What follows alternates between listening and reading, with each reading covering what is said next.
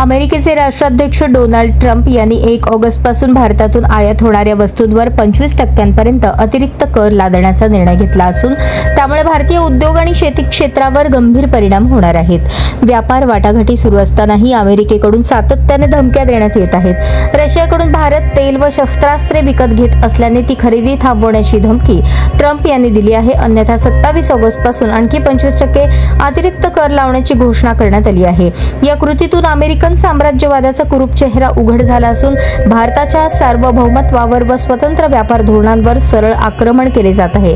तसेच या टेरिफ करामुळे सोलापूर शहरातील मुख्य उत्पादन चादर आणि टॉवेल निर्यातीस बंदी आल्याने 250 कोटी रुपयांची उलाढाल ठप्प झाली आहे। त्यामुळे हजारो कामगारांच्या रोजीरोटीचा प्रश्न गंभीर बनला आहे।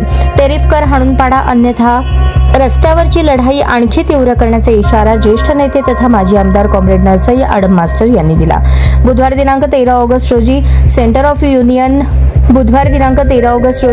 ऑफ इंडियन ट्रेड युनियन्सच्या वतीने सिटूचे राज्य उपाध्यक्ष कॉम्रेड युसुफ शेख यांच्या नेतृत्वाखाली जिल्हा परिषद पूनम गेट येथे टेरिफ कराच्या निषेधार्थ आक्रमक धरणे आंदोलन आणि अमेरिकन साम्राज्यवादाचा प्रमुख डोनाल्ड ट्रम्प यांचा प्रतिकात्मक पुतळा दहन करण्यात आला। यावेळी कार्यकर्ते यांना आवरताना पोलिसांची तारंबळ उडाली।